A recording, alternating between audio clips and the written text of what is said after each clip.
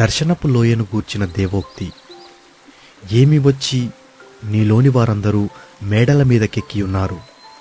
అల్లరితో నిరడికేకలు వేయు పురమా, ఉల్లాసముతో బొబ్బలు పెట్టు దుర్గమా, నీలో హతులైన వారు ఖడ్గము చేత హతము కాలేదు, యుద్ధములో వధింపబడలేదు. నీ అధిపతులందరూ కూడి పారిపోగా విలుకాండ్ల చేత కొట్టబడకుండా పట్టబడిన వారైరి. మీలో దొరికిన వారందరూ పట్టబడి దూరమునకు పారిపోయిరి. నేను సంతాపము కలిగి ఏడ్చుచున్నాను, నాకు విముఖులయుండుడి. నా జనమునకు కలిగిన నాశనమును గూర్చి నన్ను ఓదార్చుటకు తీవ్రపడకుడి. దర్శనపు లోయలో సైన్యములకు అధిపతియు ప్రభువునగు యెహోవా అల్లరిదినమొకటి నియమించియున్నాడు. ఓటమి త్రొక్కుడు కలవరము ఆయన కలుగజేయును. ఆయన ప్రాకారములను పడగొట్టగా కొండవైపు ధ్వని వినపడును. ఏలాము యోధులను, రథములను, రౌతులను సమకూర్చి అంబుల పొదిని వహించియున్నది.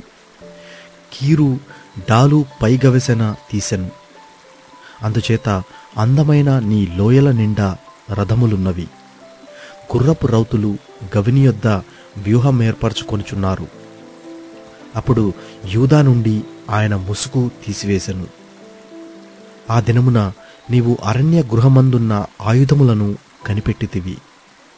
దావీదు పట్టణపు ప్రాకారము చాలా మట్టుకు పడిపోయినదని తెలుసుకొని దిగువనున్న కోనేటి నీళ్లను మీరు సమకూర్చితిరి.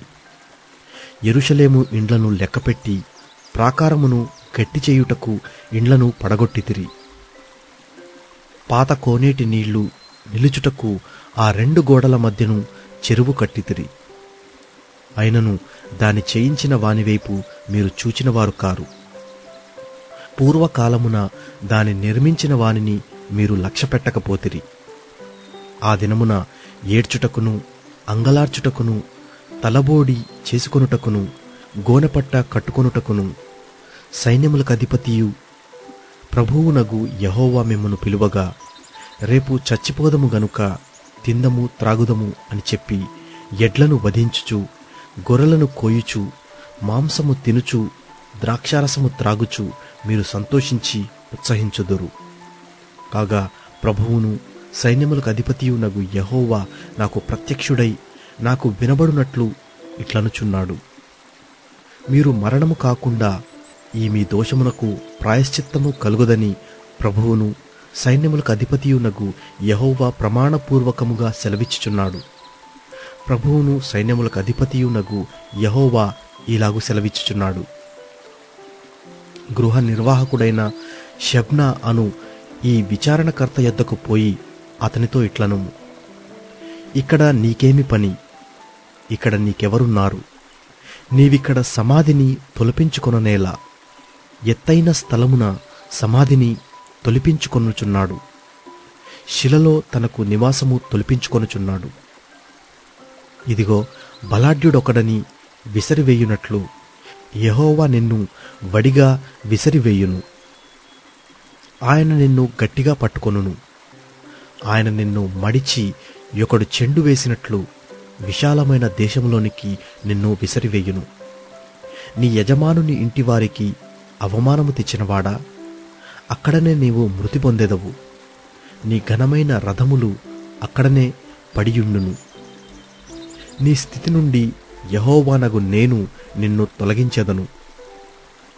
నీ ఉద్యోగము నుండి ఆయన నిన్ను త్రోసివేయును.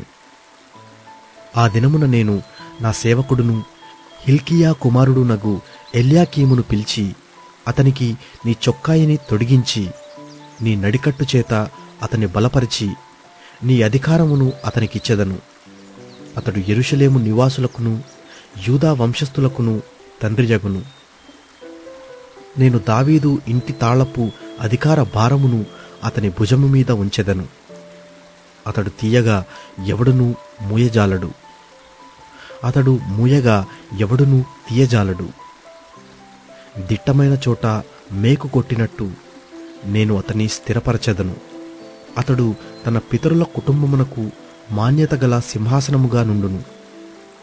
గిన్నెల వంటి పాత్రలను, బుడ్ల వంటి సమస్తమైన చిన్న చెంబులను అనగా అతని పితరుల సంతాన సంబంధులకు పిల్లజల్లలందరినీ అతని మీద వ్రేలాడించెదరు.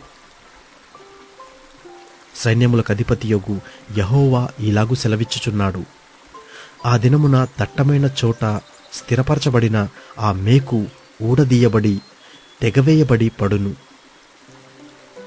దానిమీదనున్న భారము నాశనమగును. ఇలాగు జరుగునని యెహోవా సెలవిచ్చుచున్నాడు.